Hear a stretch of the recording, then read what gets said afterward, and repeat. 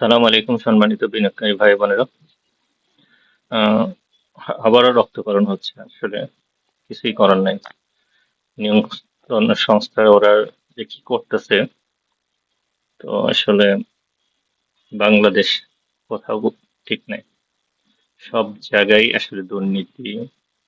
এরা সাধারণ মানুষের কোনো ভালো মন্দ বোঝে না, তো তার মধ্যে টিকে থাকতে হবে, আসলে কিছুই নাই। আমরা আসলে এইভাবেই অভ্যস্ত, এইভাবে টিকে থাকতেছি। যতদিন বেঁচে আছি সেইভাবে টিকে থাকতে হবে। তো আজকে সবারই মন খারাপ। তো আজকে একটা শেয়ার নিয়ে একটু আলোচনা করব, জাস্ট অল্প কিছু তো সেই শেয়ার হচ্ছিল ফার্মাসিউটিক্যাল, সিল্কো ফার্মা। তো সিল্কো ফার্মাটা আজকের যে ক্যান্ডেলটা তৈরি হয়েছে, একটা একটা হ্যামার হ্যামার হয়েছে। তো এই আফটার যে হ্যামার ক্রিয়েট করার পরে সেই আসলে আপ ট্রেন্ডের একটা সিগন্যাল দিচ্ছে। মনে করতেছি কারেকশন, লম্বা একটা কারেকশনের শেষ, সামনে ডিভিডেন্ড, হয়তো এই ডিভিডেন্ড অনুযায়ী একটু বেশি কারেকশন হয়ে গেছে, একটা হ্যামার তৈরি হয়েছে, এখান থেকে একটা আপ ট্রেন্ড যাবে। কেন যাবে এটা? যতবারই হ্যামার তৈরি করছে ততবারই একটা এখানে একটা কারেকশন শেষে এখানে একটা হ্যামার তৈরি করছে, সেই হ্যামার পরে এটা আপ ট্রেন্ডে গেছে। যতবারই মোটামুটি এখানে একটা হ্যামারের মতন তৈরি করছে, করার চেষ্টা করছে, এখান থেকে আপ ট্রেন্ডে গেছে। তো আশা করতে স্যার এখানেও একটা অর্ডার ব্লক আছে, এই অর্ডার ব্লকটাকে ট্যাপ করে এটা আসলে আপ ট্রেন্ড হওয়ার চেষ্টা করতেছে। অর্ডার ব্লকটা হচ্ছে, তো এইটাই।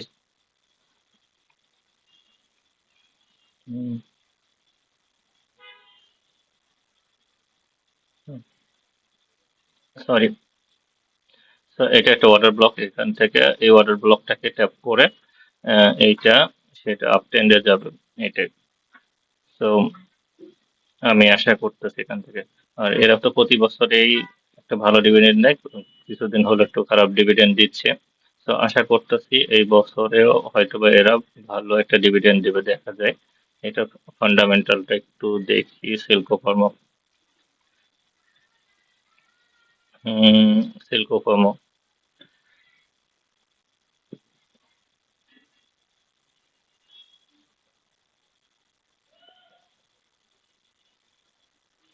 এটা আগের মতনই আছে।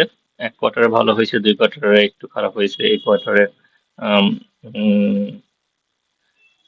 উম, যদি একটু ভালো হয়, যদি এবার 2 থেকে 3% ক্যাশ ডিভিডেন্ড দেয়, সো একটা বড় একটা গেম হতে পারে। নেট অ্যাসেট ভালো, নেট অ্যাসেটটা ভালো, but price compare to net asset price অনেক কম দামে আছে। সো সেক্ষেত্রে এখানে চুজ করা যেতে পারে, এবং এটা এখানে বাই করলে হয়তো বা 1 টাকা হচ্ছে স্টপ লস, হচ্ছে 1 টাকা 13 টাকার নিচে আসলে, 12 12 টাকা 90 এর নিচে আসলে স্টপ লস দিয়ে বের হয়ে যেতে হবে। তো আর আপ ট্রেন্ডে গেলে হয়তো বা 18 টাকা পর্যন্ত, তো একটা লম্বা।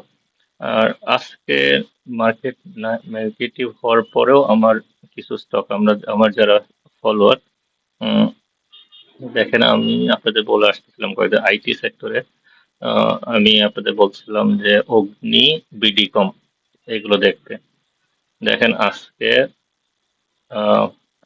বিডিকমটা ভালো করছে।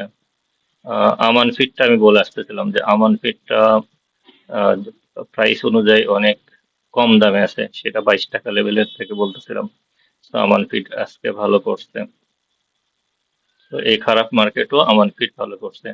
তসরিফাটা আমি বলছিলাম যে তসরিফাটা টেক্সটাইলের মধ্যে তসরিফা, এটার নেট অ্যাসেট ভালো আছে, মোটামুটি ভালো ডিভিডেন্ড দেয়। তো এইটা আমার যে এর মধ্যে ছিল। সো ইন্স্যুরেন্স গুলো হয়তো একটু স্লো থাকবে, ইন্স্যুরেন্স গুলো আস্তে আস্তে কালেক্ট করা যেতে পারে।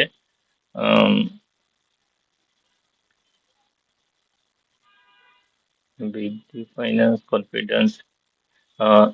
থার্ড হচ্ছে মুন্নু সেরামিকটাও কয়েকদিন আগে বলছিলাম যে মুন্নু সেরামিকটাও কেনা যেতে পারে। তো মুন্নু সেরামিকও আজকে একটু হলো পজিটিভ, এই খারাপ মার্কেটে পজিটিভ। তো আর কিছু হচ্ছে হলো একটু কারেকশনে আছে, যারা আমার আগের ভিডিওগুলো দেখতেছেন তারা ইয়ে করতে পারেন। আর এটা হলো আমি একটা শর্ট ভিডিও নিয়ে হাজির হচ্ছি। আর হয়তো বা রাত্রে যদি সময় পাই একটা লম্বা ভিডিও করবো আর বিস্তারিত আলোচনা করবো। তো ভালো থাকেন, সুস্থ থাকেন, এই কামনায় আল্লাহ হাফেজ। আর আমার এই চ্যানেল যদি আপনাদের জন্য বিন্দু মাত্র হেল্পফুল হয় তো সাবস্ক্রাইব করেন আর নোটিফিকেশন বিলটা অন করেন যাতে সবার আগে আপনি ভিডিওটা দেখতে পারেন। ওকে, আল্লাহ হাফেজ।